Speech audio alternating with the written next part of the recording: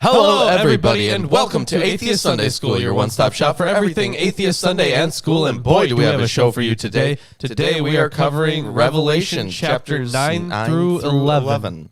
The best chapters. I'm just kidding. They're not the best. The best chapters are still to come. But yeah, man, why do you always say that?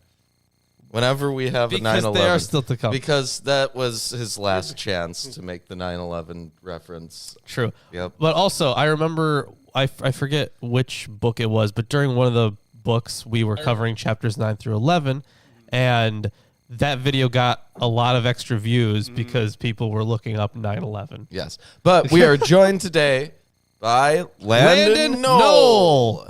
Hey, good morning, good afternoon, or good evening, depending on your time zone latitude from your friendly astronomer guide to our favorite universe. How are you folks doing? You know what? Not bad. I'm doing not bad. Completely average, in fact. I am very excited about my mediocrity. I am doing all right. I have woken up and come to this location. You have, yes. Didn't you do the same thing? But has Nightbot woken up? Because Nightbot's... Oh, it might not have. Doesn't look like it has. But maybe one day it will. Maybe one day. Someday, maybe. I'm never too sure about Nightbot. I thoroughly reprogrammed it for sure. No, I haven't done much. Man, I'd believe that. You know, I've seen Twitch streamers with Nightbot. Sure you have. And their Nightbot always works. Yes, it does. Basically always. There are very few times where it doesn't. Why doesn't our Nightbot always I work? I don't know, man. I wish I knew. But I don't. Well, but hey, you know what? Because I'm actually an idiot. What I had to do was pull up Streamlabs because we're giving away a T-shirt today. Ah, shit. yeah. Yeah. So that was my bad for not pulling that up. Right. If you are a patron, like Landon. Yeah, Landon's a patron. Look at that shirt. Look at that T-shirt. It's a brilliant shirt. You get your piety. Yeah, the Church of Piety. It's I hope you get the joke. So the I really like that shirt. But We should have added like part of Chris into the middle, like 0.14. like 0.14 of Chris? Yeah. Just like a line. Wow. Wow. Line at the the transcendental number. That would have been something. That would have been quite the feat. Yeah. There is the... Yeah. But either way, so yeah, we're giving away a T-shirt today because all patrons $10 or above get entered into a monthly T-shirt giveaway. Yes. Yeah. So we have a relatively packed wheel. It's a bigger wheel now. Yeah. But who wins? Okay. Oh, I don't know. I have to spin it. Yeah, let's find out. Spinny wheelie. Wheelie. Thingy, round and twirly. All right, let's see. Oh my God. Is it Paris again? No. Who is it? Is it Landon? It's Landon. Landon won the shirt. Just barely, Excellent. Landon. Just barely. Just barely. That, you know what? That sounds like a scam to me. Landon, how did you do that? Well, it's part of the Been a revelation couple and months, Lawrence. my 666 status. True. So, how about... Trumpets. I had some trumpets blaring. Did you? Wow. Okay, well, you know what? Later on, you're going to have probably a few other things. Yeah. Yeah. You know, we're reading Revelation here, and I'm reading out of the King James Bible. I am reading out of the English Standard Version. Landon? I am reading out of the New American Standard Bible Reference Edition. And it's currently division of J.P. Lipcott Company that has this book that says all rights reserved. So watch out for potential copyright strikes from God or Jesus, unless Jesus shows up and endorses your show, in which case you don't have to worry. No, that's not a very common thing that happens, by the way. No, not super common. No, not super common at all. Jesus really doesn't like this show that much. Nah, I've never seen him on the show. No, me neither. I've always been gone. Yeah, that is true. Yeah, I'm unaware of any Jesus thing. I just hear something. Right, you and- just hear things. and then I come back later. Right. That is true. You do that. All right, so how about after giving away a shirt, we hop into some readings? Actually, hold on. We should probably say what other books we have, actually. Yeah, we should. Like the Jewish Annotated New Testament and the NIV Study Bible. We have Erdman's commentary on the Bible. We have the New Testament survey from the New Interpreter's Bible. We got a Greek New Testament and a textual guide to the Greek New Testament. We also have Revelation, a bunch of commentaries on Revelation. One from Leon Morris, one from JPM Sweet, one from Jurgen Roloff, and one from Robert Mounts, I think. Yes, from Robert Mounts. Let's see. We also have the text of the New Testament from Kurt and Barbara Allen. We also have a book of the same title from Metzger, and Forgery and Counterforgery from Bart Ehrman, but also the Historical Jesus in Context by Amy Jill Levine. And You know what? We got other things too, like Tacitus, the Annals of Imperial Rome.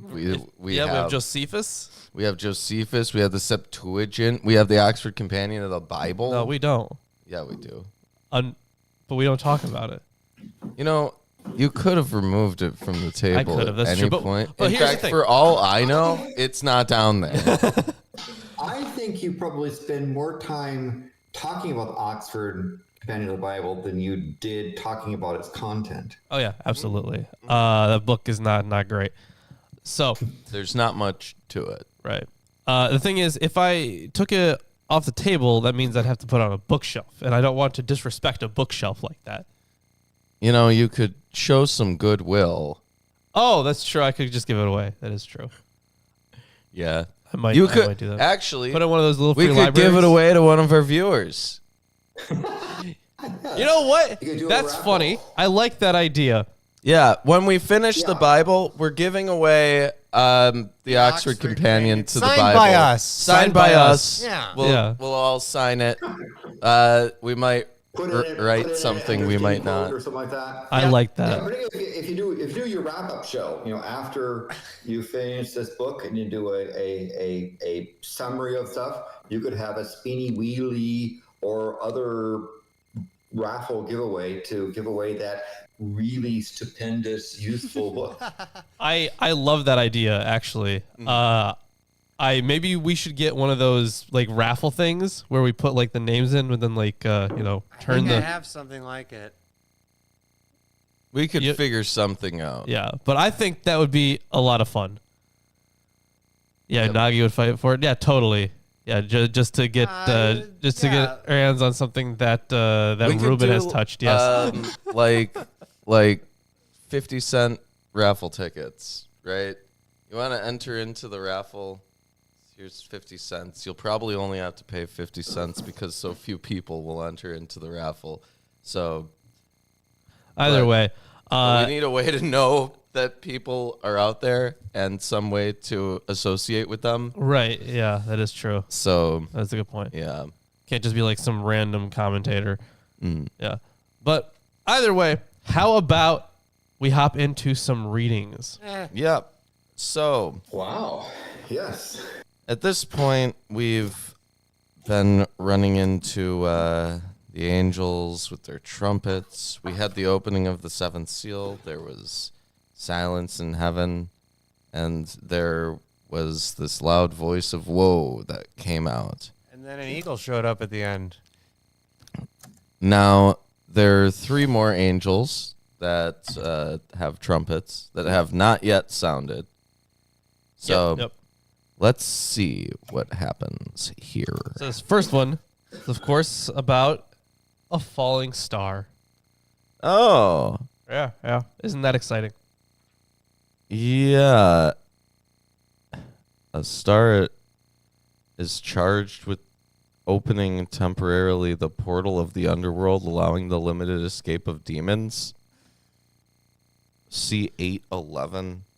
In 811, it says, it talks about wormwood, Right. Yeah. the star that causes the bitter waters.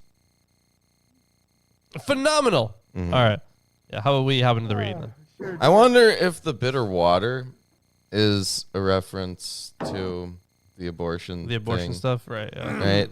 Is it implying that people won't be able to reproduce? Maybe.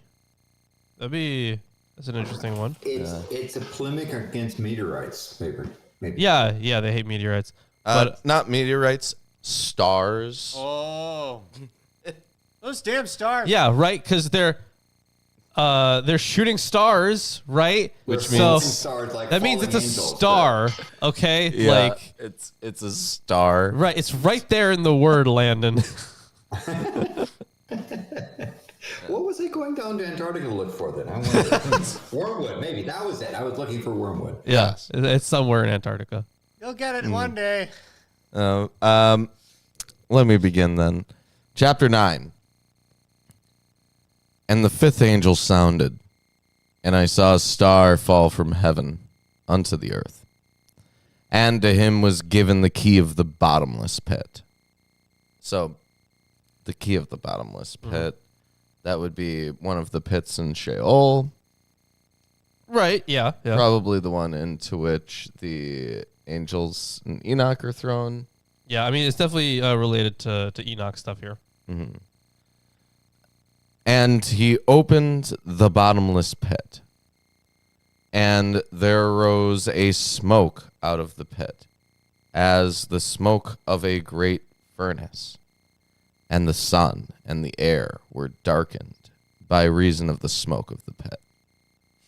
So it's like when there's an ash cloud from a volcano. Right, yeah. I mean, of course, so if you remember, all of the other trumpets so far, I believe, they've essentially been redoing the plagues of Egypt. They right? haven't been perfectly redoing the plagues. They've Right, been- right, but they've been doing a lot Some of them of have followed the plagues, right? And they talk about the blood and the water. Sure, and yeah. Stuff. This one is a little Think- more interesting. Right, so one of them could be like related to the darkness. Yeah, this Right, yeah. could be the darkness one, but we're about to get something that's a little more like this. And there came out of the smoke locusts upon the earth. Yeah, there you go. And unto them was given power, as the scorpions of the earth have power. So they're poisoned locusts, right? That's what they're saying. The scorpions of the earth's power would be Well, the thing some is, kind of I thought scorpions were known for their pincers. toxin that they inject. They're not poison. They're venomous. right, yeah, venomous. Yes. But they're probably poisonous as well. You probably do not want To ingest them, yeah. ingest scorpion venom on a regular basis. Well, the At thing is, all, for most really. venom, just to be clear, like sometimes it doesn't really kill you. It's not going to kill you, probably, but it is going to. You're gonna hate it. It's gonna be really disgusting and gross, and yeah, you could get sick from it and stuff. But like Or generally, like paralyzed. if and you very painful. Yeah. if you like drink like snake venom and stuff, for the most part, it won't like kill you. Yeah. It won't like cause any kind of like It's a different long form of lasting effect. ingestion. You're not Yeah. going to enjoy it. No, you're Unless not you gonna have enjoy stomach it. ulcers, then it's like you would actually have been bit. Well, then you have an open wound Yep. into which Yep. that can enter. Yep. Which you shouldn't. You should get that taken care of. But it's interesting there. Avoid ulcers, avoid venom, and don't eat enough scorpions to test whether or not they're poisonous. It's so that was in what verse verse advice. 5, right? Yeah. So this No. That was verse 3. Oh, that's verse 3. Okay. No wonder. So it looks like, because I was kind of wondering about, maybe there was a kind of, I guess, a first century. I don't know if there was like a first century belief about scorpions having power like that, aside from the one that we're familiar with. So Now, hold on. Now, Joel 1, 2 through 2:11 1 through 2:11. Okay. interprets the locust plague as a foreshadowing of the devastations that accompany the day of the Lord. Locusts travel in enormous swarms and could strip a land of all vegetation. In 1866, 200,000 people died in a famine in Algiers following a locust plague. The scorpions, now, they have large... He just describes scorpions. Yeah. He says scorpions, large spider-like organisms that injure or kill by means Dude, of a why do they poisonous barb in the tail. Bro, why do they do this? Look, this one does it too. very This one What? says a lobster-like vermin, some 4 or 5 inches long. Hold on. Why do they do? Hold Why do they on describe one these scorpions? second. We know what a scorpion is. Oh, Do good we know what a God. scorpion is? Because this one, okay, it... Okay, I mean, Okay, it just, yeah, it John became is symbolic. magnifying the horror from a mere agricultural threat to a monstrous danger to humans by giving them the poison. Okay, so it seems as simple as it sounds, as in this is just like, here's another threat to humans. Yes, Yeah. yes, it is as simple as it sounds. Yeah. Although the fallen star, or should we leave that until the end of the section to talk about the falling star and the implications on having a key and stuff like that? Well, why don't we leave it until the end of verse 6? Okay. And it was commanded them that they should not hurt the grass of the earth, neither any green thing, neither any tree, but only... Yeah, yeah. But only those men which have not the seal of God on their foreheads. So that's... Oh. This one, actually, you might have read my post on it, where I kind of mentioned it. So Collins, in her book Crisis and Catharsis, points out that there was a longstanding tradition about being saved by a seal. If you had a certain, it was in Ezekiel or Jeremiah. It was in one of the prophets, but they were prophesying doom, and the only people that were saved were the ones that had this seal in a certain city. So I forget which section that was, but it has been used historically for like the people with the seal will be saved. Like that came from a prophetic tradition. Well, you have to remember the scene that we're in, right? At this point, we're in this like royal ceremonial scene with these 144,000 warrior Jews, right? And they all have the seals on their foreheads. The multitude is beyond them, wearing white, right? Sure, yeah. They did not have the seals on their foreheads. This was a special mark that was given to these 144,000 before the trumpeters began. And so now there's literally a swarm of locusts that has been summoned to basically kill all of the non-Jews. Well, no, Right. I think these are specifically because remember who from the people that have died before, right? They've been dying in thirds, not just people, right? But like parts of populations of like animals and like fish, right? That have died in thirds. The only people we've had described as having the seal was those 144,000 Jews. And these have been specifically commanded to kill the ones without the seal.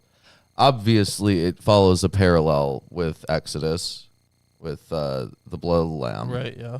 But this seems especially morbid. I don't see how they can get beyond the implication that they just had poison locusts kill everyone who wasn't one of these 144,000 Jews. Well, so the thing is, so did the 144,000, did they have seals? Because I remember that Yes. those were the ones that were like around, and they were going to be essentially like... Yes, they are the only ones who are specifically... They were the ones, they were certainly ones that were saved, right? But did they say that they had seals? Yes. Okay. They're specifically introduced by saying, hurt not the earth, neither the sea nor the trees, till we have sealed the servants of our God in their I foreheads. heard the number of the sealed ones, yeah. Yeah. Fair enough, yeah. So, but yeah, so the seals... These are the only sealed people. These poison locusts are killing everyone who is not sealed, right? I mean, essentially, if you're doing the whole... Logic of any kind, right? Right. I guess that all of the non-Jewish Christians out there who thought that Jesus would rep them with his dad are just out of luck. I mean, the whole 144,000 thing, we talked about I that know. last week. Yeah, wouldn't be everybody right. But you know what? In Jesus's ideology, you know, if you're a true Christian, then essentially you are a true Jew. Yeah, but So- in John of Patmos's ideology, the actual tribal lineage is very important, and he outlines it thoroughly, right? So I think he is specifically talking about Jews, right? Was his genealogy important? John of Patmos's? No, I'm not saying his genealogy is important. I'm saying that genealogy is important to him. No, I know what you mean. Yeah. Yeah. Otherwise, he wouldn't have put so much emphasis on the tribes of Israel, right?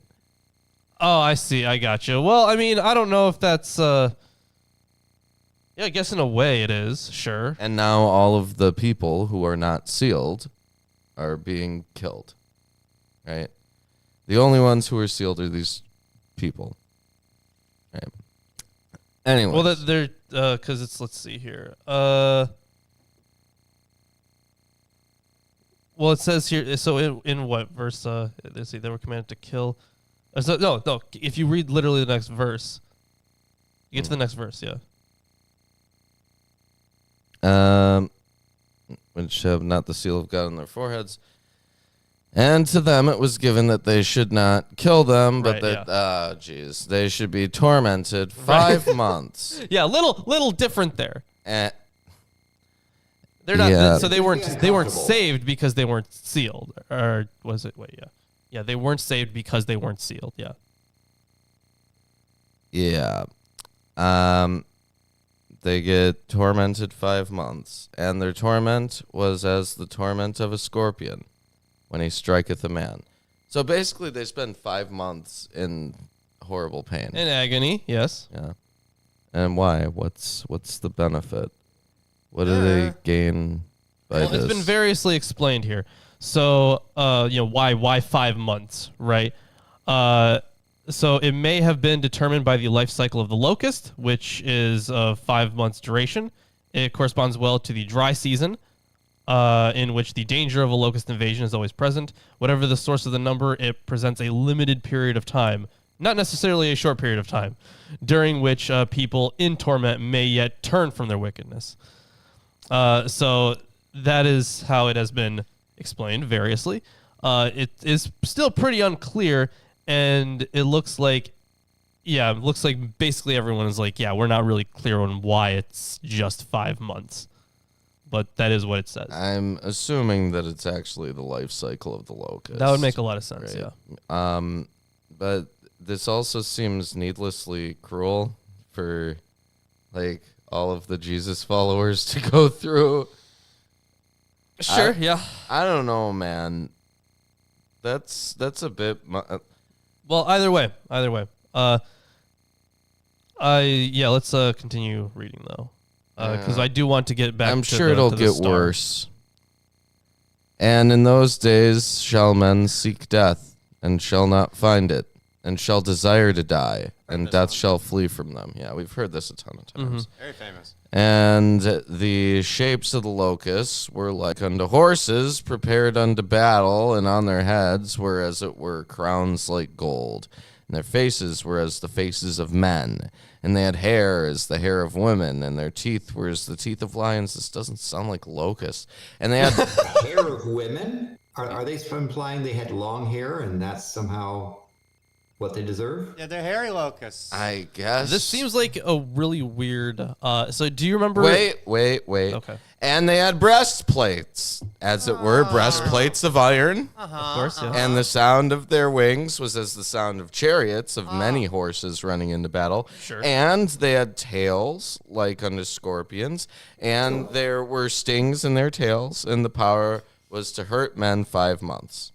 Oh. Do they have iron chariots though? I don't know. But they had armor of iron. They have armor. Oh, that's probably close enough. Yeah. So a lot of this is, of course, reminiscent of the images from like Daniel, right? Where you have like all the creatures representing nations, but then you also have in that part in Ezekiel, right, where the creatures with 4 faces, and each of them are like a different animal and stuff. So it kind of sounds like I forget what they're called, like one of those kind of chimeras. Is that what that is? Is that the general term for like a creature that's made up of a bunch of other creatures?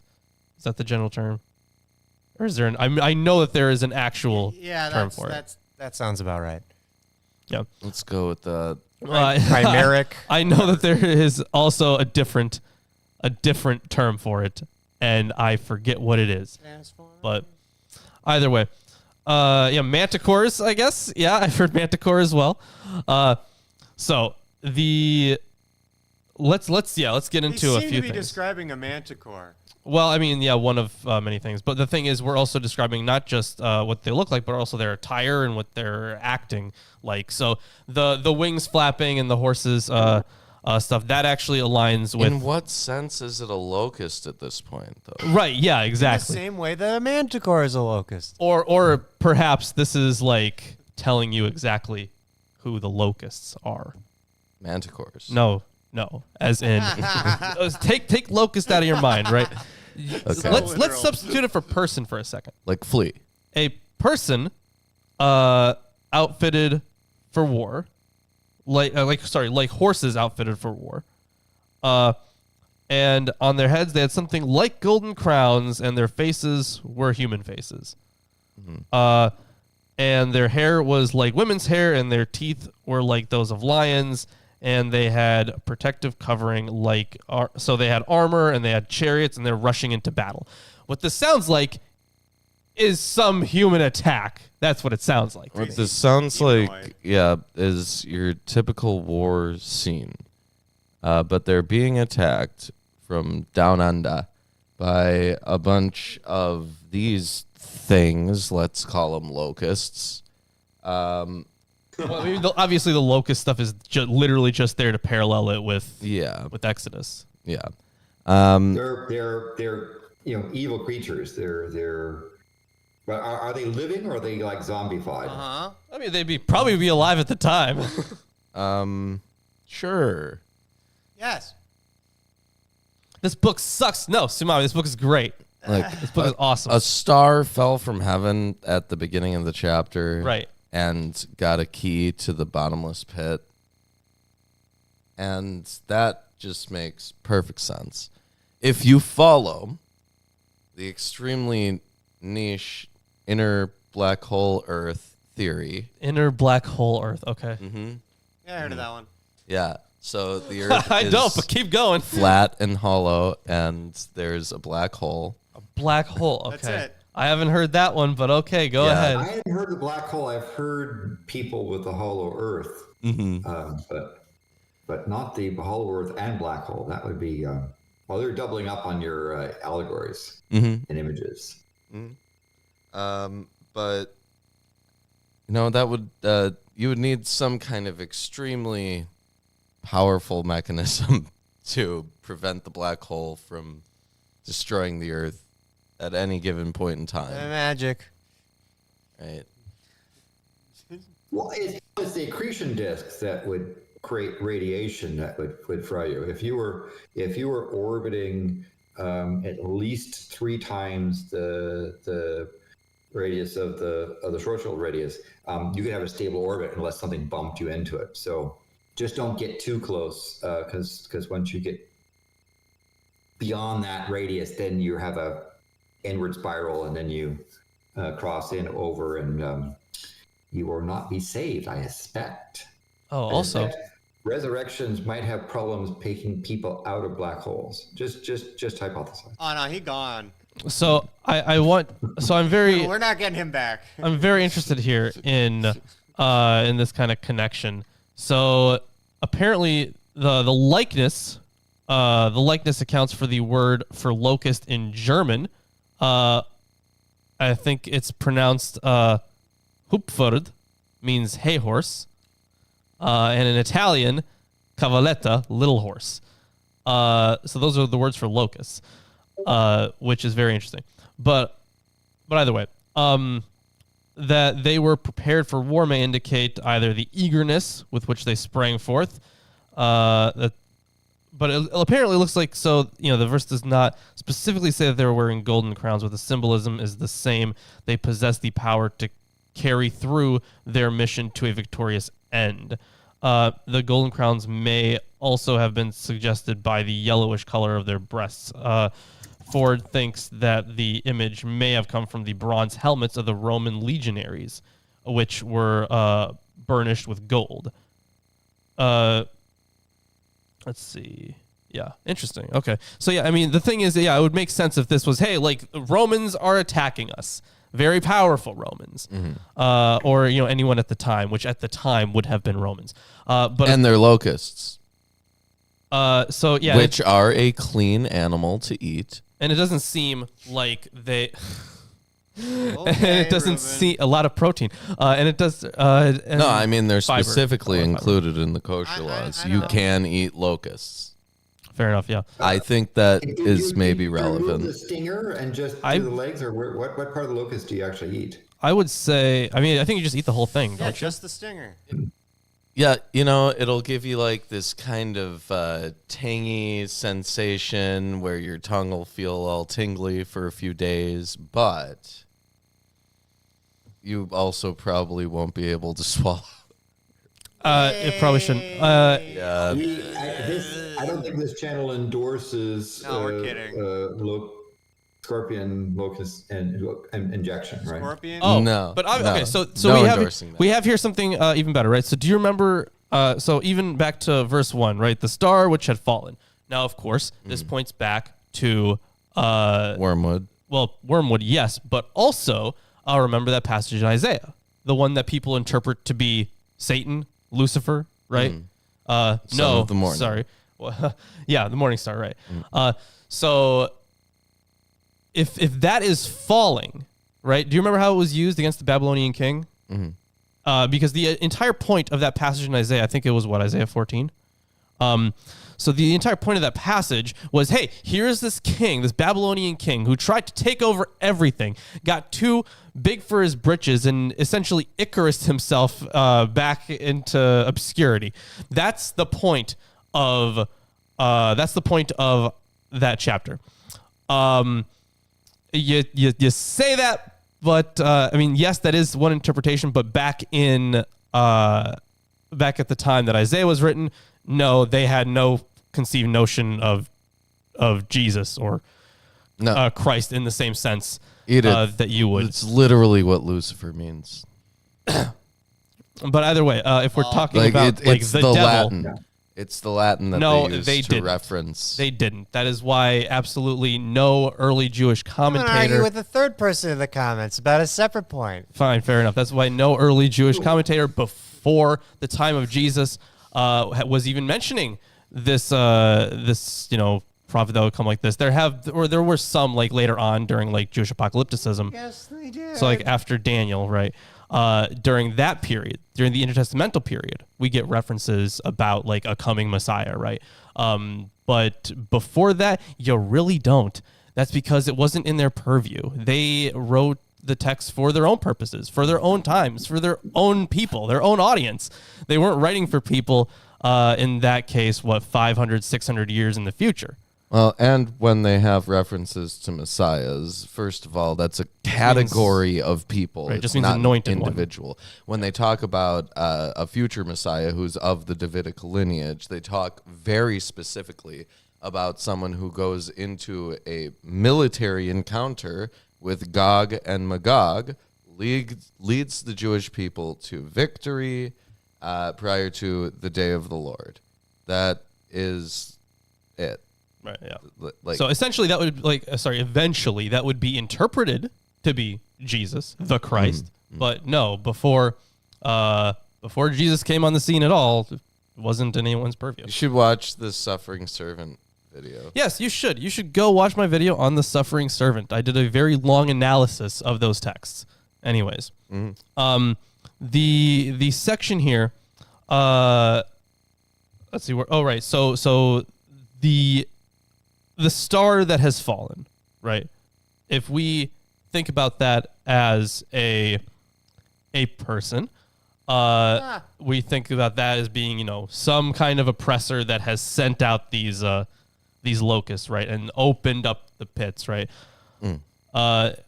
So, Yep. And now these locusts they're not really locusts, but they're not, something. right? They're not, but they're using the term locust specifically to link it with Exodus. But let's meet their leader. And they had a king over them. Oh, hold on. Just saying, Trevor and Wright. So Jesus was called the morning star was it one of the Petrine epistles? There was one epistle that said that Jesus was the morning star. There was one, and I forget which one. But it is definitely in there. Yeah, he is called the morning star. I know that. Yeah. I forget which text it was. But if we're talking about the one in Isaiah, no, it wasn't that. But Isaiah definitely interpreted really that way. Is not nearly as messianic as the gospel authors think it is. No, nowhere near. Nowhere near. There may be. Choose your, Is it Second Peter? It favorite might be. passages. So Yeah, there was the one section in the epistles, might be Second Peter, that contains that. Yeah, but of course it was just later interpreted. Anyways, they had a king over them, which is the angel of the bottomless pit, whose name in the Hebrew tongue is Abaddon, but in the Greek tongue hath his name Apollyon. The destroyer. The So destroyer. is that what the names mean as destroyer, or what's the? Yeah, it's destroyer. An ancient Hebrew parallel to Sheol is the bottomless pit. In the Tanakh, Abaddon usually refers to places where the dead live, a synonym for Sheol. Though in Job, Lawrence, pull up Job 28:22. As here, it refers to a demonic personification of death. The authority of Abaddon as the death angel might also be related to God's destroyer in Exodus 12:23. Yeah, Abaddon and Death say, we have heard a rumor of it with our ears. As opposed to hearing it with our ass. Yeah. A curse against demonic powers from Qumran includes the angel of the pit and the spirit of Abaddon. 4Q 280 10-7. John is here introducing a novel demonology, which is why he gives both Hebrew and Greek names. Yeah, the personification in Job could give rise quite naturally to the idea of a prince of the underworld, appropriately named Abaddon, which, by the way, Jeremiah on Abaddon read it as baton, coming from batos, the stammerer. So this would be of stammerers, or of stammerers. That's a plural. So he was saying that he was a king of Cyrene, and the Bohairic reads Macedon, so Macedonian. Let's see here. In case the reader did not grasp the significance of the Hebrew name, John adds its Greek equivalent, Apollyon, destroyer. So, yeah, many commentators feel that this verse contains a derogatory reference to the Greek god Apollo and those emperors who claim a special relationship with him. That is totally possible. So to name the king of the underworld, I just want to make sure, because you know how Greek transliterations are with their use of Y, and how much I disdain that. So what verse was that? About 11? Apollyon, it was verse 11. Okay. In the Greek tongue hath his name. Okay, so Apollyon. oh, no, look, I was right. So Apollyon. Apollyon. Right, because I saw a Y and I was like, you know what? I bet they messed it up. So Apollyon. That's how it is in Greek. So this might be, but it could also just be the name of just the word for destroyer. So it might not have went past that, but I suppose it could have.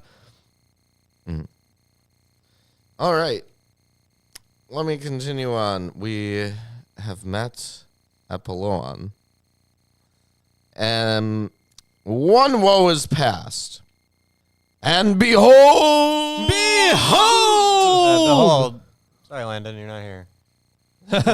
Landon is... Well, when he comes back, he's gonna behold the mic out of existence. Yeah, he should. As soon as he's back, he will. Yeah, essentially. Anyways, there come two woes more hereafter.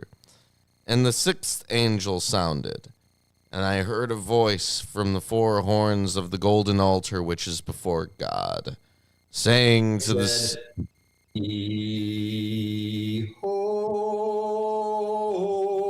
Behold. Good enough. Thank you. Thank you for that, Landon. Yes. You can buy the CD, audience members. You can. I don't know what you'd buy it for, but you could buy it. You could buy it so that you could listen to Landon beholding while you're in the car. Or on the go.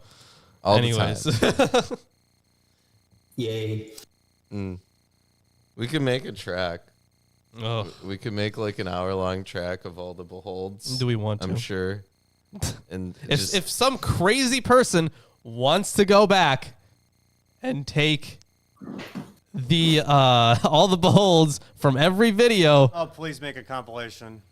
some Yeah, crazy person. You Not have a plenty of me. canon of beholds to work from all of these particular stuff. You have 303 episodes you can go through. Find those beholds, put it into a behold track, and you can have a beholding thing. Yes. I like Wim's idea of that Maybe something to being. behold. I like Wim's idea of that being our Netflix and chill soundtrack. We just listen to ourselves shout "behold" All the time. No, it's only while we fuck. What? Yeah, Netflix and chill. What's that mean? It'd be like one of those SMR beholds. You fucking bozos. No, Netflix and chill is when you turn on Netflix. You watch. Yeah, You relax. Yep, and that's totally you have it. some ice cream. Yep. It's not very chill if there's no ice cream, Lawrence. You go to Baskin Robbins. Which I was at recently. Yeah, it's pretty good. Oh yeah, I don't know if I mentioned this already, but a lot of people see here the link to Domitian. Yeah, because he viewed himself as an incarnation of Apollo. Oh, So a lot of people see that link. interesting. Yeah. That explains everything. Yeah. Okay, so the sixth angel sounded. I heard a voice from the four horns of the golden altar, which is before God, saying to the sixth angel which had the trumpet, "Loose 4 angels which are bound in the great river Euphrates." It'll be released. I think the word is probably Lue. That's my guess. Loose is like shoot an arrow. What does it say? Bound. What do you mean bound? Is this specifically referring When to? did I say bound? Not you, Oh. John of Patmos. Yeah, The who are author. bound at the Great River Euphrates. Ooh, interesting. Oh, okay. So You're apparently in charge of the demonic horsemen. What? the ones at the Euphrates, they're being bound. That's interesting stuff. They are. Yeah, the 6 angels commanding them to let loose these angels, which are currently bound in Yes. the Euphrates. Well, that's very specific. That's Right. That is pretty specific. That's like a testable claim. Oh, wait, hold on. Is that maybe like a worldview type of thing where it's like, when you talk about like the ends of the world? Like I don't think it would have been at the time, right? Because they went far past the Euphrates, so I don't know why they'd use that. I know about the never mind. Euphrates, right? No. They went far past it, so The Euphrates is, I mean, it holds relevance to the region. well, right? absolutely, that is true. But Oh, okay, hold on. It's a nice river, at least for most of it. It's a fairly substantial river. Given how deserty it is, it's actually quite a nice little comforting oasis. Here's actually a useful commentary for it, though. So the Euphrates marked the boundary between Israel and her chief enemies. In Isaiah 8:5-8, the invading armies of Assyria are pictured as a mighty flood in which the great river overflows its banks and sweeps over Judah. The Euphrates was also the eastern boundary of the Roman Empire, and the mention of invading horsemen from that quarter would immediately suggest the much-feared Parthian warriors. But John at this point is recounting. He's recounting a vision given to him by the Spirit. This is where Mounts gets into his not scholarship. So, yeah. yeah, okay. I saw the sandwich meme, and Yeah, what'd you think of the okay, sandwich meme? Bacon cheeseburger one. It's something. That's like some real absurd humor. Yep. It's kind of funny. Yeah, Like it's those Monty Python animations. They're kind of funny. It reminds me of Really? for a few years there, around like 2015, 16, around there were a lot of memes that were like kind of like, the point is you're not supposed to find it funny, right? Sure, yeah. Like How it about was anti memes? kind of, Because I love anti memes. but it was Like more. here. I'm talking I about have, like I have an this. anti meme for you. Okay. When you're thirsty as fuck.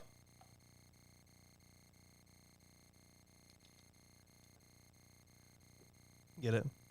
Because thirsty can mean yeah. I get it. You get it? Okay, good. But I like explaining That's jokes. worth getting, yes. I mean, like the visual memes, like the Zoomer memes, where it's like every word is a completely different font and everything, and they have like some emoticon stamped like 50 times on Right, the yeah. thing, and it doesn't really make sense Right. what they're going for. But like, I think that's the point. The point is that it's a pun, right? But why it was done that way is kind of reminds me of that. Which, what I'm saying is make more memes, post all of them, make Chris memes. Right. How? Chris has been Yeah, on that's the right. show. Make Chris memes. You didn't even know I exist 90% of the time. He's in episode 1. Go back to episode 1. Yeah, that's true. You can get as much Chris as you want. I barely look like that anymore, so whatever. Yeah, he has like longer hair now. So Go back to like the first, like, what was it? The first 20 That's not even me anymore. the first 20 something episodes. But yeah, there are, don't worry, in those videos, it's not like you even have like mics obscuring our faces. Oh wow, yeah. Like in those early episodes, I promise, first of all, quality wise, awful. Yes. Awful And- quality. But secondly, a lot easier to get a screenshot. Chris is God. Well, don't tell Yeah. everyone that. Chris they might is think God. that. I don't want that misconception. Okay. It's like the nanny and Muppet Babies. I believe you. amazing. Thanks. Yeah, but so the idea of the angels being bound up that aligns perfectly with Enoch. Enoch, right? Being locked up at the ends of the universe until the end times. So. And the 4 angels were loosed, which were prepared for an hour. Wait.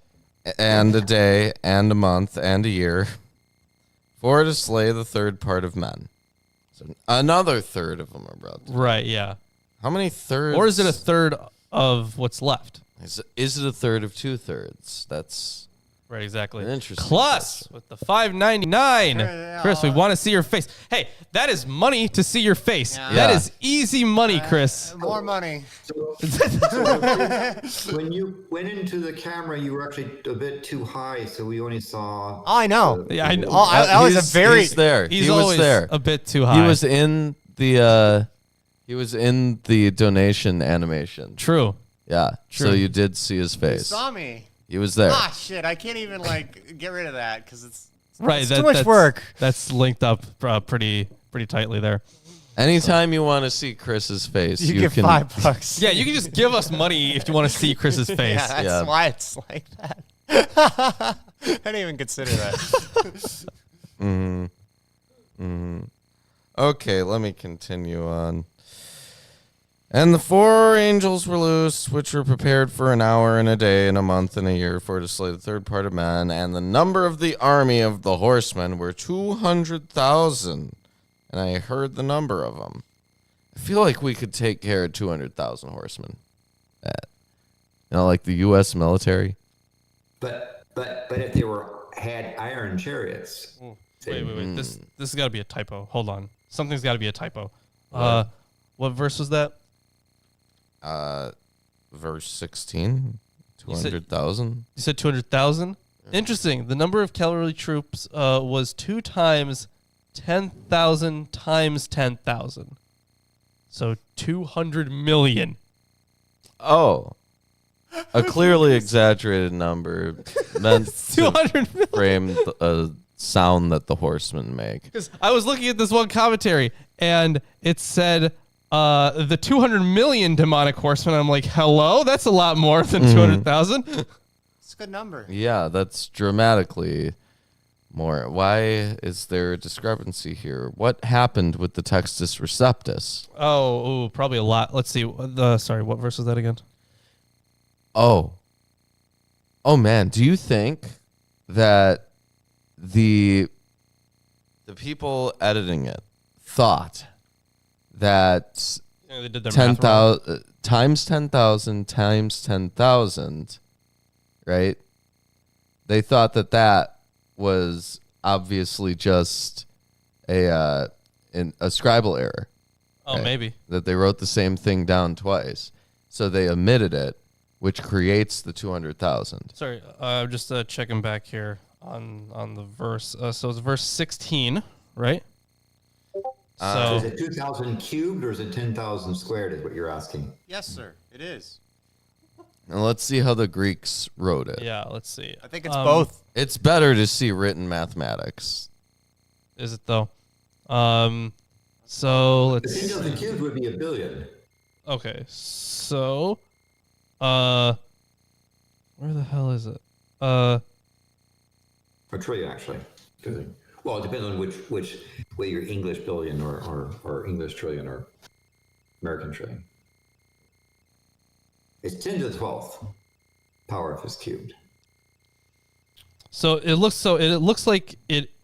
The actual word that's used in the Greek is 20,000, but then it also says, well, okay, so this is 20,000 countless thousands. 20,000 of countless thousands. 20,000 of countless thousands. That seems redundant. Well, it would be thousands of thousands, but yeah, I'm not 20,000 of sure. thousands would be 20 million, but Yeah, it's that's what this says in the Greek. plural. So if anyone's wondering, it is Dios Muriades Muriadon. Dios Muriades Muriadon. So that Oh, so this is where we get like myriads from.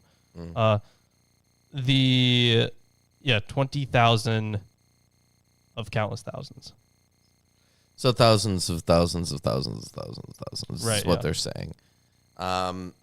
Not specifically 20,000 or 200,000 or 200 million, but lots and lots and lots. Yeah. Interesting, though. As many as we could count to that, and that happened to be that number. And I don't really see like any manuscript note or anything, so. Let's see if Metzger has it. He might. Maybe. Unless I saw the horses in the vision, and them that sat on them, having breastplates, and of fire, and of jacinth, and brimstone. And the heads of the horses were as the heads of lions, and out of their mouths issued fire, and smoke, and brimstone. By these three was the third part of man killed, by the fire, and by the smoke, and by the brimstone, which issued out of their mouths. For their power is in their mouth, and in their tails. For their tails were like unto serpents, and had heads, and with them they do hurt. Yeah, so this sounds a lot. This would be probably in accordance with the Parthians, because the Parthians were very famous for their horse riding ways. Yeah. My particular edition says, And also they were good archers. Is do harm is what my text says. Same thing. Oh, so the interesting stuff here on verse 16 actually. So the specter of a huge hostile cavalry had always been a source of terror for the Jewish people, and the assumption of Moses, which we read recently, we read of a king from the east, Nebuchadnezzar, who comes against them and whose cavalry shall cover their land. I just saw the assumption of Moses, and I was like, yeah, you know what? I want to reference that. It seems like in these sections as well, let's see, well, it is possible to understand the verses indicating that both the riders and their mounts wore breastplates. It's of course, it's just the rider. The breastplates were of red, blue. No, it's the mount too. It's the mount too? Okay, all right, whatever. What does the Greek say? Is it inclusive? It's probably unclear, because if you because with Greek genitives, actually no, with any Greek really, there's not much sentence. There's not many rules for sentence construction, so you can just flip something around and be like, oh, it's about this. But Have you ever considered, for example, that they had horses with breastplates? Totally could have. that there are armored horses, and that if you went to an armorer and you wanted to buy, Yeah, there's a name for it. I 200,000. think it starts with a B that I don't remember. I don't know if they had that if they were doing that at the time. Barding. In this culture. Barding is what it's called. And horse armor barding has been around forever, guys. It could be leather or whatever. But I'm just saying, whatever. I am unsure if this culture was using that. Something that we probably would have had some evidence for, right? I don't know if they did or It's didn't. not unheard of, is all I'm saying. It's really common. I wouldn't be surprised. Sure. But I'm just saying I don't know. it would be the rational thing to do. I'm not saying it'd be irrational. So either way, oh, this is funny. This is really funny, actually. And to anyone who thinks that they're talking about the future in any way. Oh wait, it's future. I was gonna type that. Damn. So it is in future. Yeah. So their description in the following verses is grotesque, to say the least. Perhaps the most terrifying aspect of the horses is their lions' heads. I don't know about that. Yeah, which symbolize cruelty and destruction. From their mouths proceed fire, smoke, and sulfur. This feature argues against. Sorry, not against. I don't know why I read that. This feature argues their demonic origin. It does not symbolize the tanks, cannons, and battleships of modern warfare. Oh my God, there were actual scholars who believed this. Yeah. This is so sad. The plague anticipates the eternal torment that. Oh well, yeah, the eternal torment. No, see, I still see this as literally like they're talking about war. You would believe that if you believe that the book is a prophetic text. That is true. If I believe that the book was a prophetic text, I would believe that it would be about hell. Which you ought believe if you're a Christian. Sure, yeah. But that is not the current state of affairs. So, I like how, in order to be a Christian, one would have to be fundamentally mistaken about what the books are, right? Well, the thing is, because we've had Christians in our chat who interpret it completely differly. Right, they do. Because Jason, for example, right? He's a preterist, so he's like, him and I can actually agree on many of the same interpretations. He just thinks that these things have already come to fruition. I'm talking about a proper biblical Christian. Right? Do you mean like an evangelical? Yeah. No, I mean like one who follows the definition that's provided within the New Testament. Oh, okay. Which is someone who is filled with faith, whose actions reflects their faith, and who gives themselves wholeheartedly unto the will of God to be learned through the scriptures without even the slightest doubt at any point of anything that is said, which is exactly what is encouraged by the New Testament and what is required to be a member of the body of Christ. I don't know if it's about not doubting. It was more about No, they had a long thing at one point about how you shouldn't hold doubts and that they're like bad in general. The thing is, I think it's if you maintain them, right? Because if you ask a question about something, I don't think that would have been looked. The question is, why would you entertain doubts if you're giving yourself wholeheartedly with no reservation into something, putting all of your faith into it? I don't even know how to do that. Right? If you're doing that, what place is there for doubt in what you're doing? Doesn't that just sully the entire project that you were? But the thing is, it could also, this is argued a lot, it could also be like the whole case of strengthening your faith through that. Like it's all like, it's okay if in the end if your faith is stronger, I think the point, but either way, is that the characters in the book think that the characters in the book are real. Did they use horses at the Battle of Megiddo? I don't know if they did. They might have. But on your question of how much did the Hebrews use horses, almost never. They had.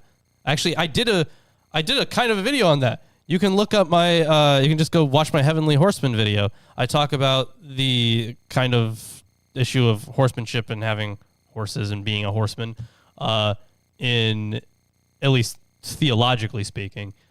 And it doesn't really seem like they were fond of using horses at all. I think it would be difficult in many instances to navigate with horses around certain parts of the region. Sure, absolutely, yeah. All right. You would probably be better off with an animal that's more suited for the region, like a camel or something. Good old. And again, do they know that camels aren't horses? Yeah, that's a probably. When's the last time they mentioned a camel? It's happened. I know it's been a while, happened. but it's happened. It's been quite a while though. By the way, so the scene is reminiscent of the burning sulfur that fell upon Sodom and Gomorrah, of course. The power of the horses to kill lies entirely in their mouths, like the locusts, right? I don't know about their mouths exactly, but they have the power to kill, certainly. Many suggestions have been offered for this unusual feature of them having the tails are like snakes and they have heads. In the great altar of Zeus at Pergamum, the legs of the giant were in the form of snakes. In ancient myth, the Amphisbaena. I really wish this was in Greek. It's transliterated, but I really wish it was in Greek because it'd be easier for me to read. Amphisbaena, I guess, Amphisbaena, had a serpent's head at either end. Some see a reference to the Parthian practice of shooting arrows behind them in flight. Others refer to the horsetails formerly carried by the Turkish pashas as symbols of authority.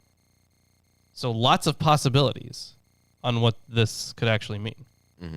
Yeah, I'm gonna see what if Roloff says anything on this.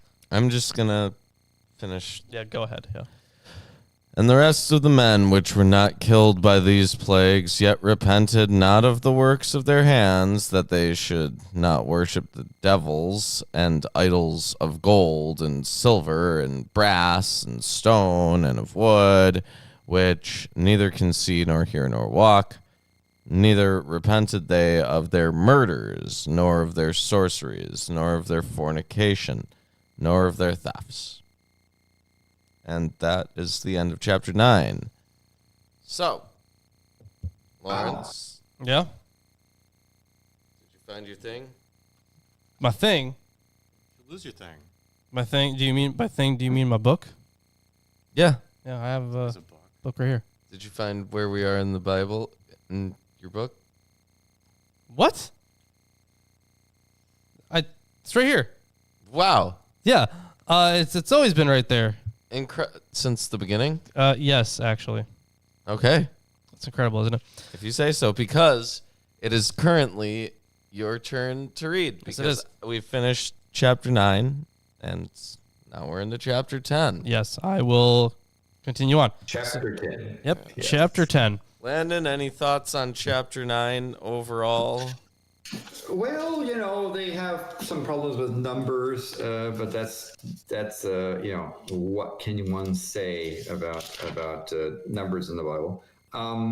And also, I guess we're getting on to the seventh angel, because the six were, I guess, the warm-up act. So we'll have the seventh. The six trumpets were the warm-up act. The seventh trumpet is obviously the big finale. Maybe, kind of, sort of. It kind of seems like we're taking a break, a break from the trumpets, right? Because, damn it. It wasn't a very long break. So, yeah, because we had the seals, we had the trumpets. Later we're going to have bowls. But we're taking, a little break from that Okay. tiny one. Then let's hop into chapter 10. Yes, we'll Chapter do. 10. Yay. Then I saw another mighty angel coming down from heaven, wrapped in a cloud, with a rainbow over his head, and his face was like the sun, and his legs like pillars of fire. This reminds me of Ezekiel 1. Yeah. In Ezekiel 1, at least the rainbow over his head. In Ezekiel 1, I believe that there was a ring of light around the throne of God. So, Psalm 18:6. hey, chat, if you guys decide you want to fight, please do. Keep it in chat. It's also suggestive of the pillars of cloud and fire in Exodus. The angel straddles Sure, yeah. land and sea to signify God's dominion and judgment over both zones. I mean, this is just here is God stuff. Yeah, it's It's an angel, right? kind of wild. Yeah. But anyways, let's see what the angel had. The purpose of this angel, right? Because what he's carrying is significant. Yes. So his face was like the sun, his legs like pillars of fire. He had a little scroll open in his hand, and he set his right foot on the sea and his left foot on the land. Wow. They changed this for the KJV. Oh, They said Did they? he had in his hand a little book open. that would be the same thing. Yeah. It's in the way that it translates, because usually when They the have KJV says referred to scrolls specifically. in the KJV, have they? Yes. Oh, I remember Many times. Okay, well, either way, So while they are technically different things, scrolls and books, I believe that so early on, before a development, that was kind of cool. Before a development of like a strict canon or anything, the terms would have been synonymous, effectively.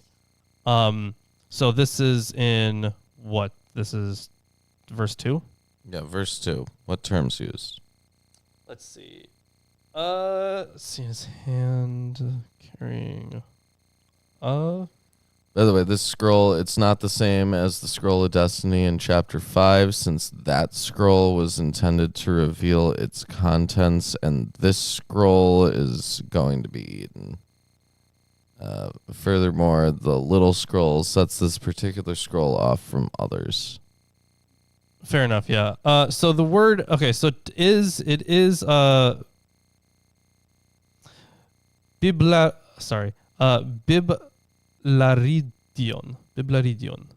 Yeah. So it does have biblo there, like, in book, like in the word book. Mm-hmm. So like a little book is fine, but the word itself does refer to little scrolls. Okay. So it, like I said, the term was essentially synonymous. So it's not like a huge change. It's a change in the English, sure, but Like how a Tijuana Bible isn't a Bible. I have no idea. Really no clue. Well, Anyways, I'm too innocent. You? I don't know what that even is. okay, so a long, long time ago in a galaxy far, far away. Let me just... I hate this. I hate this I'll already. show you a picture and you'll get it.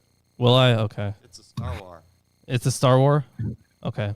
That makes sense why I don't get it. So while you find that, he's huge, this guy. This doesn't look like a Star Wars.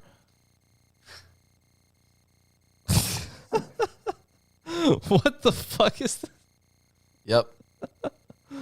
That's pretty funny. There you go. Yep. But yeah, it's like that. So, big ass angel. And he called out with a loud voice, like a lion roaring. When he called out, the 7 thunders sounded. Yes. So all the thunders. The thunders of the horns.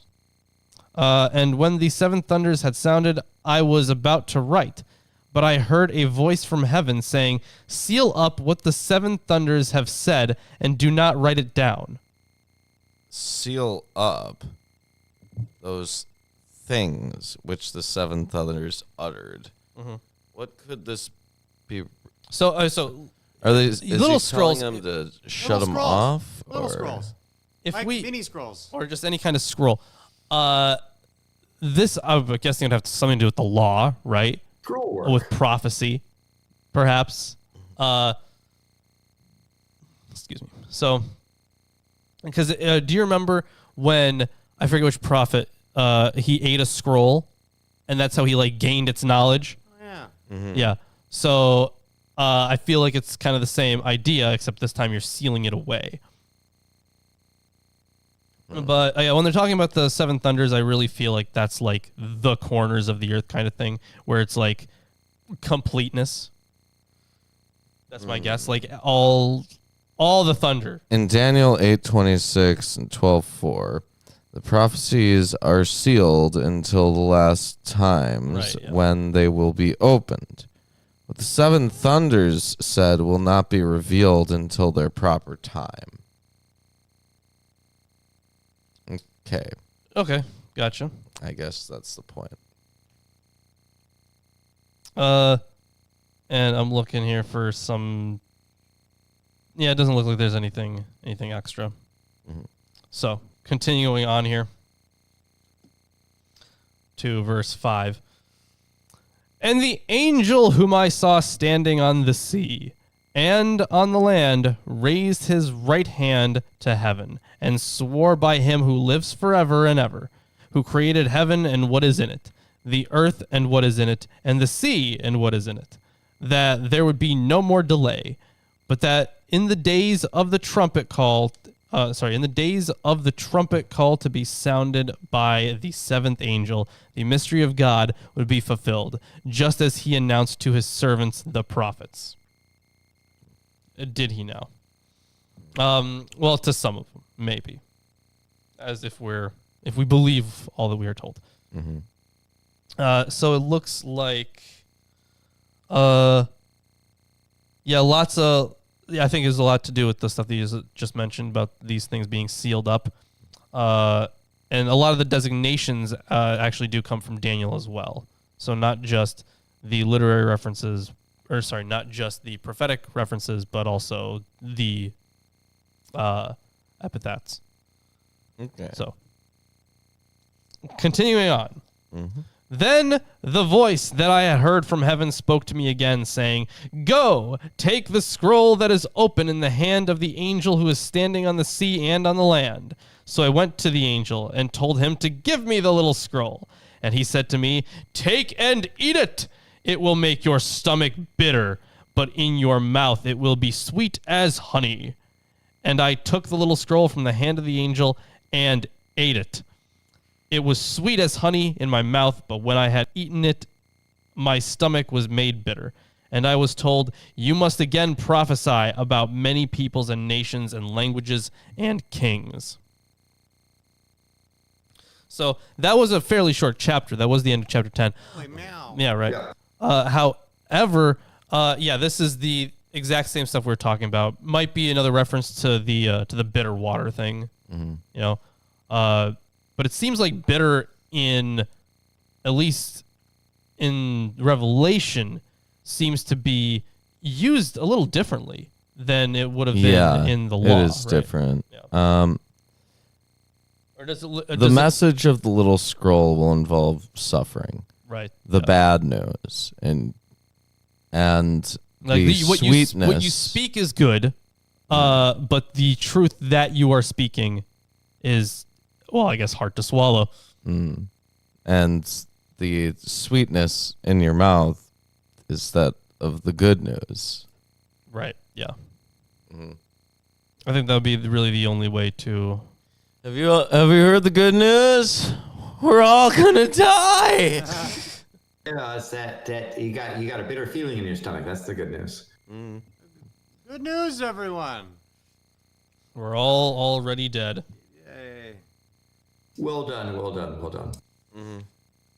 But is that all you had to say about this chapter, Lawrence? 'Cause I don't really have anything to say about this chapter. It's not much. I mean, Yeah, it he wasn't eats much. the scroll. We've had that. Yeah, exactly. We've had scroll eating motifs, so yeah, that was all I had. But hey, Jesus Christ, do you hear something? Well, I'm not Jesus Christ, but I do hear something. I hear something. Oh, Behold, I am your Lord and Savior, Jesus Christ, and I want to let all you heathens and sinners know that I support this wonderful episode of Atheist Sunday School. Lawrence and Reuben try their very best to bring you the true glory of the Bible, and they need your help. They have provided links to their Patreon page and other social media just for you. Once again, my name is Jesus Christ, and this is Milwaukee Atheists. The Lord is with them. God bless. oh, hello, Jesus. Welcome to the show, Jesus Christ, Son of God. Nice to meet you here. We didn't actually think that you would show up, but alas, you did. So I really appreciate you for doing that. Always helping out the channel. We gotta give a big shout out to Jesus. So, and it seems like Jesus has actually taken both Reuben and... Oh my God! What is this? Who the fuck are you? That guy that's... He's talking to the mic. No. Oh my God! This is why he's not doing this anymore. Hi. This everyone say hello to Chris's current face. It's a lot different. Yeah, it's much different. The thing I is, like being off camera because then I can scratch myself and dig in my nose and stuff. Yeah, right. Yeah, you can do all that off camera. Can't do that here. Can't do it here. Nope. Unless they catch you yawning or something, and then they'll give you hell. They'll do the meme. Yeah, they'll do the Oh, meme. and it looks like Landon has actually returned Oh, hey, Landon. I can from leave now. from his. Where did you go, Landon? I don't. There we go. I went by the shore to check out, see if the angel is actually handing any of those yummy scrolls to see what it is, but alas, they were out of scrolls. So, Damn it! I was really hoping for like you to bring back some more scrolls. Oh my God! yeah, I guess the scrolls have all scrolled off. April, why did you say that? Why did you have to say that? Now Sumami is going to be all up in the Discord making exactly those and many of them. I don't. Why did you do that, April? April O'Neil, Teenage Mutant Ninja Turtles. Different April. Nah. Okay. Oh I don't no. believe it. Okay. All right. Same April. Okay. Cool. Gotta be. That's the OG in chat then. All right. All right. So how about Landon? I believe it is your turn to read. Reveal number 11 to us. Yeah. Reveal 11 to us. All right. So, all right. Everyone ready? Yeah. Yep. Your audio is good. All right. Chapter 11. How about we just before we start in on it, I wanted to note that I know this chapter is a little bit longer, right?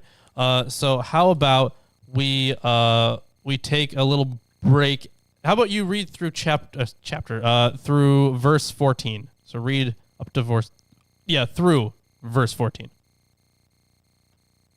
Through verse, although the paragraph, my Bible shows the paragraph starts on verse 14. Yes, but just to finish the section, and then we can kind of delve into it because there is quite a few things For that. So you want me to read 1 through 14? Yes. All right. Chapter 11. And there was given to me a measuring rod like a staff, and someone said, "Rise and measure the temple of God, and the altar, and those who worship it. And leave out the court which is outside the temple. Do not measure it. It has been given to the nations, and they will tread underfoot the holy city for 42 months. And I will grant authority to my 2 witnesses, and they will prophesy for 1,260 days, clothed in sackcloth. And there are 2 olive trees and 2 lampstands that stand before the Lord of the earth. And if anyone desires to harm them, fire proceeds out of their mouths and devours their enemies. And if anyone would desire to harm them in this manner, he must be killed. These have the power to shut up the sky in order that rain may not fall during the days of their prophesying. And they will smite the earth with every plague as often as they desire. Whoa. And when they have finished their testimony, the beast that comes out of the abyss will make war with them and will overcome them and kill them. And their dead bodies will lie in the street of the great city, which is thickly called Sodom and Egypt, where also the Lord was crucified. And those from the peoples and the tribes and the tongues and the nations will look upon their dead bodies for 3 days and a half, and will not permit their dead bodies to be laid in the tomb. And those who dwell on earth will rejoice over them and make merry and send gifts to one another, because 2 prophets tormented those who dwell on earth. And after 3 days and a half, the breath of life from God will come into them, and they stood up on their feet, and great fear fell upon those who were beholding them. So I guess that's a behold? Yeah, that counts. Beholding!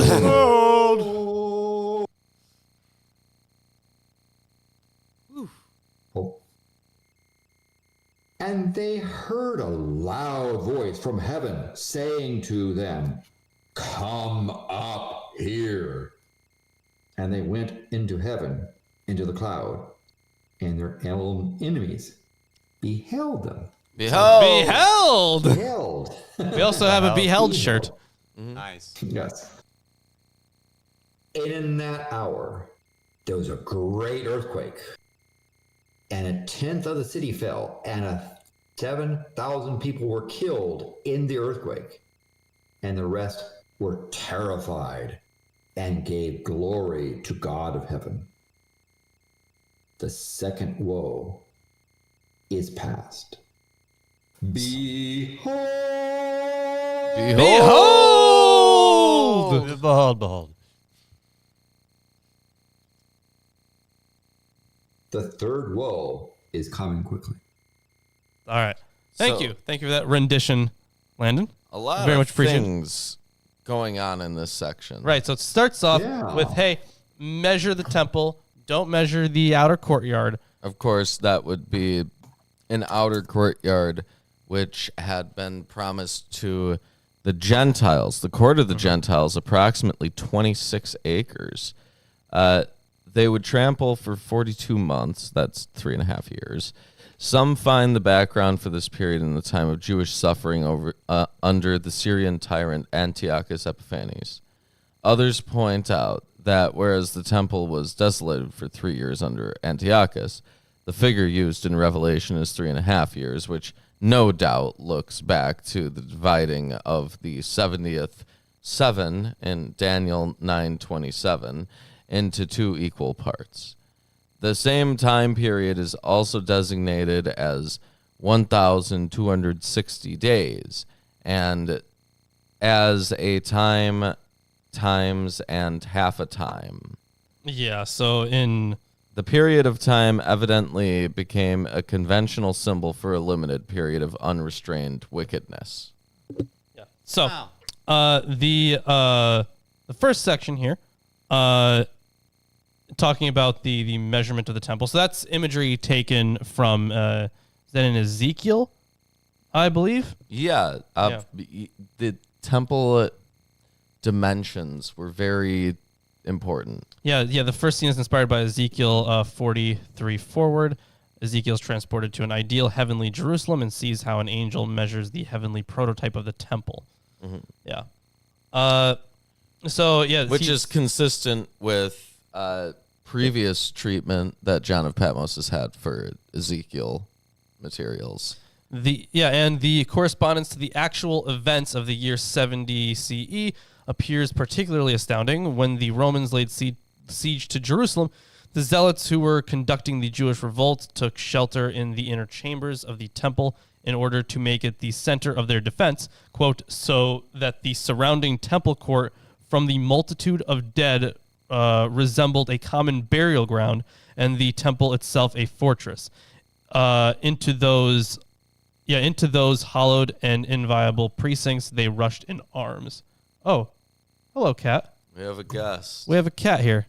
Is Hello, leaving. Thomas. Oh, He, hello, he decided that we were on the air, so He didn't want to bother us, I guess. he didn't want to come How did he on. get down? I saw you at the corner of my eye staring into the distance. I'm like, is there something crazy I'm missing? No, it turns out it was just Thomas. Yeah, he's Yeah. pretty mundane. Yeah. By the way, this is stuff from 70 CE. In fact, even the time period itself, right? The 42 months, the 3.5 years, or it could also be half of perfection, right? Well, hold on there, Lawrence. That only the outer court of Gentiles is consigned to desecration could mean that the vision originated before 70 CE. Right, Since yeah, after that has 70, the author would have realized that the temple had been destroyed. Absolutely. That is completely possible as well. I think that's actually, that has been an idea that I've heard float around. Though I don't think that This was the thing is this book. I don't think would that have it's been. relevant, right? I don't think that it's relevant to the time frame at all, because the temple that is being described, I think, is the temple in the heavenly Jerusalem, right?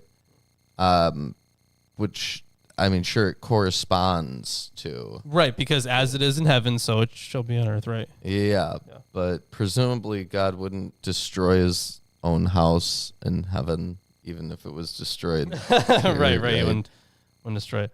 But I guess they have a section. Well, the thing is, it probably wouldn't be right. So they're probably talking about the one on earth, right? That would make more sense. However, the understanding of temple. Okay, do you remember how after the Babylonian exile, how the temple practices were adapted for like home life? So you didn't have to perform all this stuff at the temple. Right. You could do a few things at home. Because they needed to survive outside of the environment. Right. Yeah. So the quotation that I had before, what was that from? I believe that was from Jewish War. That was the part that I quoted about them kind of hiding off. That part was from Jewish War. Good old Josephus.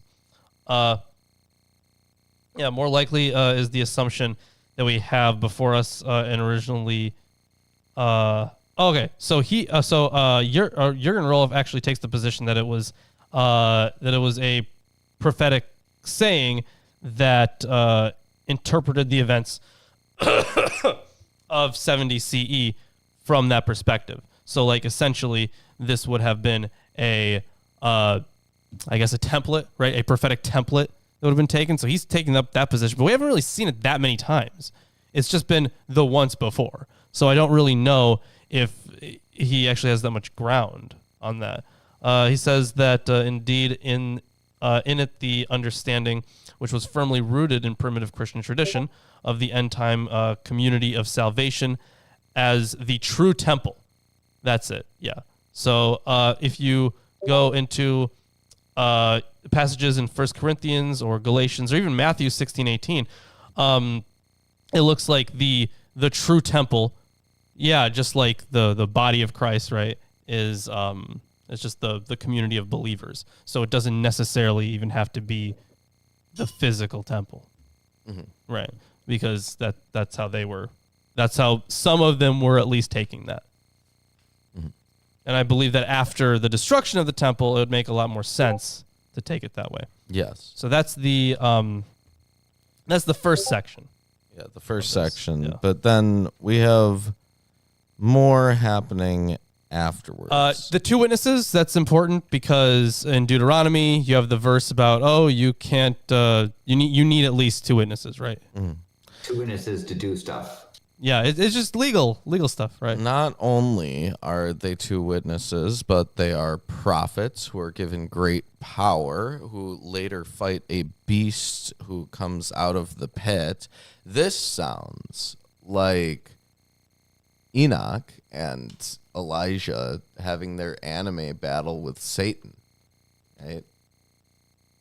Still one of the coolest parts of all Apocrypha. Yeah. If you guys haven't read that, Heard us. what? Or heard us. Yeah, or heard us read it, you should go do that or listen to us read it. Oh, is it the Testament of? No, it was was it the Apocalypse of Elijah? Yeah, the Apocalypse of Elijah. Elijah, I think. Yeah, I think so. Yeah, that was a fun one. Not a testament, but an apocalypse. It's a good one. That's all that reminded me of, though. I assume that there was some imagery that's based on. Sure, yeah. Of course. Well, the thing is, that would have been the wait, hold on. The two witnesses. Yeah. Yeah, I think I said it before. It's this part in Deuteronomy. That's part of the reason that the Trinity even came to be a thing, was because you needed 3 witnesses. Oh. Yeah. So that was part of it. Yeah. So he's given so he sees these 2 witnesses, right? And he goes on to talk about the olive tree and the 2 lampstands, which are before the Lord, right? Okay, so the commentary is sometimes not useful when it says things like, there's a comment on the beast here, and all it says is, a monster from the abyss, symbolizing evil. Wow. Thank you. Amazing. That's That's, thank you so much. right. As if we couldn't I couldn't take have that. figured that out on my own. So let's see. This verse sketches the place and function of the 2 witnesses more precisely with the help of a reinterpretation of a vision of Zechariah. So it's a reinterpretation of Zechariah 4:1-14. This portrays the 2 heads of Israel, the Davidic king Zerubbabel and the high priest Joshua, as 2 olive trees from which oil flows in golden tubes to a 7-armed lampstand that is to symbolize God's presence. In the Qumran sect, it was interpreted as evidence for their hope in the coming of 2 messiahs, a priest and a king. Such a messianic understanding is not present in this passage. Out of the 1 lampstand of Zechariah emerged 2, so that each of the 2 witnesses is at the same time an olive tree and a lampstand. Also, these the amount of time that they are attributed to is 1,260 days. Yeah. We talked about that already. No, That's still the half of 7 years, right? So it's 3.5 years. mm-hmm. 3.5 years. Which we talked about that not only being the time period. It's the same time period as the 42 months. Right, It's Yeah. just stated differently. Yes. So, and you said a city which I mystically is called Sodom in Egypt. What is that about? Yes, Sodom and Egypt. Oh, right. So that's in verse 8. Yeah, and their dead bodies will lie in the streets of the great city, which is spiritually called Sodom and Egypt. Yes, in the Near Yeah, these East. are just 2 places of great sin. Look, in the Near historically for East, them. the denial of burial was a flagrant violation of decency. You know, Thomas is meowing. I hear him. Okay, you hear him? Okay.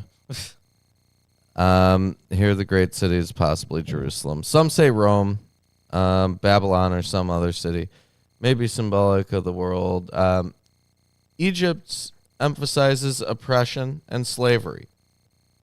Some say that Jesus could have been I think it was Rome. crucified in Rome in the sense that her power extended throughout the known world and was Ro- immediately responsible for Christ's execution. Yeah.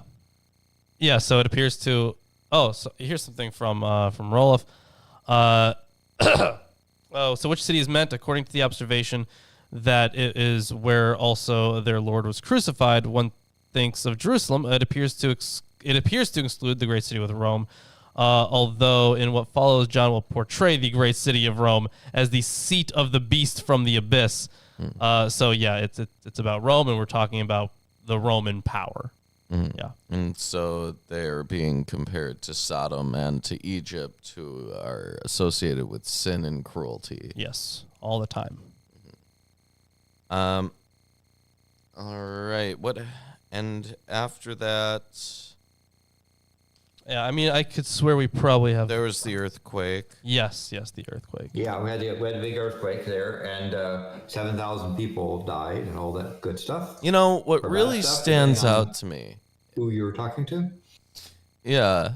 What really stands out to me, Landon, is that it seems like they kill everyone, and then all of a sudden there's more people who are out there reacting to the people who have been killed. And I'm sure more they're going to kill everyone again at least once. At least. But like it doesn't make sense to me. how there could even be anyone left at this point. That Yeah, you think with all this stuff happening, people would say, "Hey, maybe we should go elsewhere." There aren't Not any, stick where are the around. people, is what he's asking. Shouldn't they all be dead by now? Well, I mean, remember, we were talking about this before. Like, are we talking about, like, it could be a third of 2/3, right? Oh, yeah. Yeah, right, so. Right. so each of these things is like worse than the last. Sure. Right. Yeah. And So it's just getting harder to be alive. Well, Also, yes. I agree with that in general. Oh, jeez. Sorry, you it's have kind of something an to- absurd book. I mean, I'm loving this. This is great. Yeah. Well, still, I'm not I'm sure. waiting for the punchline. I'm trying to figure out really what. Because remember, you have to remember the use of hyperbolic language too. Yeah. So, like, yeah, lots of people in this time period. A lot of people died. There were some natural disasters, right? They're just using so many different numerological references. Right, they are, yeah. And But you know the people who the Answers in Revelations group Oh boy. take this book literally, and to assume it's allegory is like tampering with God's word, isn't that? Yeah, they like to believe that without knowing anything about how apocalypse as a genre was written and understood. Yeah, they love to do that. Yeah. People who have never read a single book about the subject, they love those assumptions. But either way, I think apocalyptic is it's such a cool genre to read. You relax on It's- the whole Jesus love it's- thing for your it's a- husband? That'd be great. it's a cool genre, but in this instance, I think this is an instance where, like, their use of figurative language gets in the way of providing any kind of narrative that makes sense. Right? Yeah, I think so, but I would also think that if they just want to get the point across for most things, it wouldn't be like the biggest issue. At least for them. Like if someone reading it would have understood that, Yeah, I guess. I don't think it would have caused them the biggest deal. But this passage is sort of infamous amongst apocalyptic evangelicals, or just evangelicals that are involved in stuff, where they'll take various current events and say, "See, those are the two witnesses." So da da da, and they're going to be killed. You know, they take times now and say, "See, this book is talking about what's happening now." For whatever the current now is. And some of those nows are parallels are pretty wild. Oh, so it looks okay. So here's actually some interesting parallels. So as the witnesses are taken up into heaven, a great earthquake levels a portion of the city, killing 7,000 and forcing the rest to acknowledge the transcendent majesty of God. Ezekiel 38:19 through 20 predicted a great earthquake. Quote unquote, a great earthquake that would precede the end. Zechariah says that the Mount of Olives will be split in two from east to west when God returns to crush his enemies. That's in Zechariah 14:4. Although the earthquake may symbolize some great upheaval in the social order, no, they're probably talking about an actual earthquake.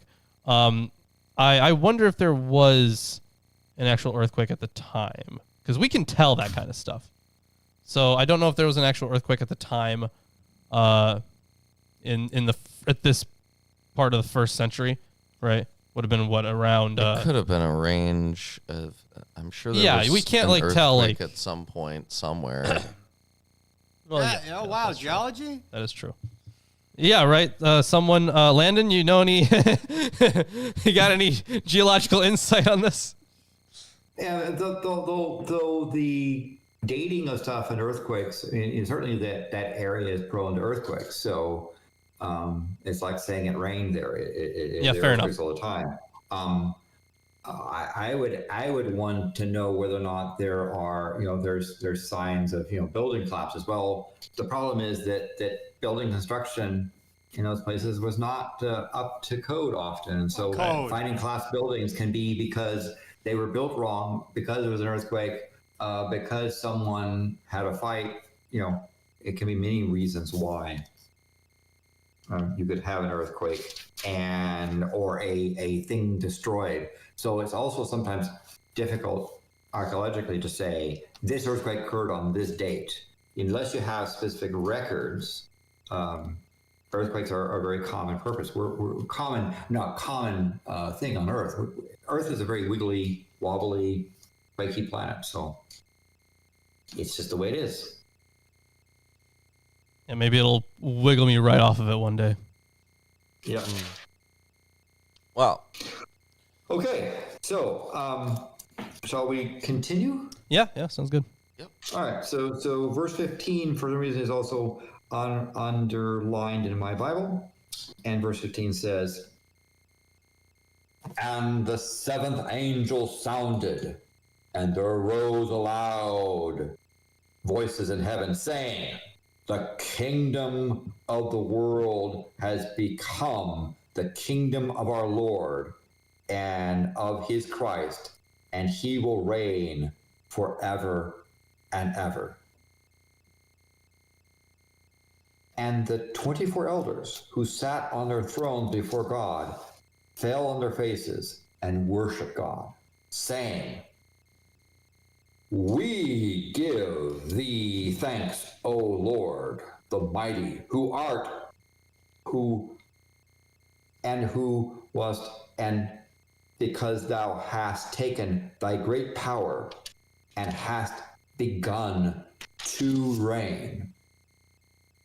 And the nations were enraged, and thy wrath came, and the time came for the dead to be judged, and for the time to give up their reward to thy bondservants, the prophets, and to the saints, and to those who fear thy name." Finally, the day of judgment. "The small and the great, and to destroy those who destroy the earth. And the temple of God, which is in heaven, was opened, and the ark of his covenant appeared in his temple. And there were flashes and lightning and sounds and perils and thunder and an earthquake and a great hailstorm." Yeah, quite a lot of signs, right? Yeah. But even then, yeah. I would think the ordering is kind of wrong. I wouldn't think the hailstorm would be like the crescendo. I would have had some other things there, but that's just me. Yeah, I get that. I understand that criticism. So, yeah, the big concluding image, right? So it's taking all of the prophetic stuff about the end times and the day of judgment, and it's kind of throwing them all into a big pot. So I guess at this point, if it did happen, it would be unmistakable. Yeah, it would be absolutely unmistakable. Of course, who would be left to mistake it other than the 144,000 Jews? Right, yeah. Yeah, because you've got this lightning. Okay, lightning might go with a hailstorm. Thunder would go with a hailstorm. So basically, you have a big lightning storm, squall, and an earthquake. Well, you can have lightning storms with earthquakes. So this might have happened, or maybe it's just an allegory. Well, right, yeah. So just put out there. Just put out there. Yeah. So this would be the last trumpet, right? So this would be what would happen at the actual end times. Yeah. So the 24 elders, that's a curious thing. Why 24? What's that about? Yeah. So we were one for each hour. Yeah, one for each hour. That's a possibility. But there was also, you would have, two for each tribe, right? Okay. Or you had, there were different like angelologies that contained that many. Again, it was two for each tribe, but which one it stems from could be entirely different. We went over that in was it? No, it wasn't the first episode. It was the second one, maybe. I don't know. Our second episode of Revelation, when we first got introduced to them, like around the heavenly throne, right? Oh yeah. Yeah, I think. yeah. So there are a few possibilities for that, but they were talked about before. Yeah. But either way, this is when complete dominion is given over, and the God wins, basically. Yeah. That's what happens at the end of this vision. You know, it seems like God's whole goal is to kill everyone. Well, in sections, yes. But only like But a only third the of them at a naughty time. ones, right? These are the naughty people. You know what? We can't say everyone, right? Because he is sealing some people up. Oh yeah, I did have a few of them, but of course, all of. You know how complex our global trade networks are, Oh, I don't know. Ask Klaus. Yeah, right? yeah, Klaus. If we lose a third of all the people on the planet, just one of those goes, right? Then I'm pretty sure we're completely unable to maintain any kind of necessary international infrastructure to do anything of real merit It's gonna be hard. at any point. And I do want to also point out that, I mean, I'm sure you guys know this already, but you know, the plague wiping out a third of Europe, right? I don't know enough about like the European economy at the time, but I can't imagine it was in good shape. Well, let me tell you, it was in selectively okay shape depending on where you were. It's a misnomer in some ways. Okay, But still, a lot of people died. Oh yeah, no, like you're right about the numbers. Like, maybe half of everyone died of a plague at that period. Just like not even the same plague, just Different diseases and stuff. Just yeah. statistically. Yeah, well, it was a time of great pestilence, and of course, what had happened? A bunch of people just blamed the Jews for. Stop doing plague. that. I've been doing that for a while, haven't they? Of course, That's because entirely Your a common thing fault! in Europe. because Wherever the you Jews go, were it must be less. the Jews, and that's their good Christian faith coming forward. Well, it's because the Jews had an established history of washing their hands before meals. Disgusting. Their neighbors didn't. Primitive. But it's like that's really what it comes down to in How a dare lot. they wash their hands? Yeah. Anyways, Revelation We're gonna. is we're halfway through it for one thing. Yeah, that is true. We Halfway are. through Revelation. I messaged so I emailed Matt Dillahunty. Yeah. So I'm gonna see if he can come on for at least one of these episodes. Oh, that'd be really cool before we end the show. Right, yeah, because It's like last few episodes here. yeah, because I saw that Aaron was hanging out with him, and I texted Aaron and said, "Hey, want to get Matt on our show?" And he was like, "Yeah, I just talked you up to him. You can email him." Oh, nice. So we'll see where that goes. We've talked to him before. We've hung out with him. We have spoken to him. Yes. I've I don't talked know to if he him. remembers us. I'm sure he remembers me. I talked. I'm to him sure he for remembers like me. an Everyone hour and a remembers me. I'm half. Chris. No, it's just there I were doubt three Matt people I hung Dillahunty out with at the remembers conference. people who he talks to for an hour and a half. He talks to probably a lot So of many people people. for an hour and a half. So many. Most people don't talk to me though. Oh my god. Oh yeah. So you have what another 4 sessions? left? It Is might be. that- I have to go back and look small. into it. It might be another 4. So yeah, I have to go back and reorganize things because I fucked it up last time. Yeah. But it kind of worked out. Yeah. So Well, I mean, if you're doing 3 chapters a session, right?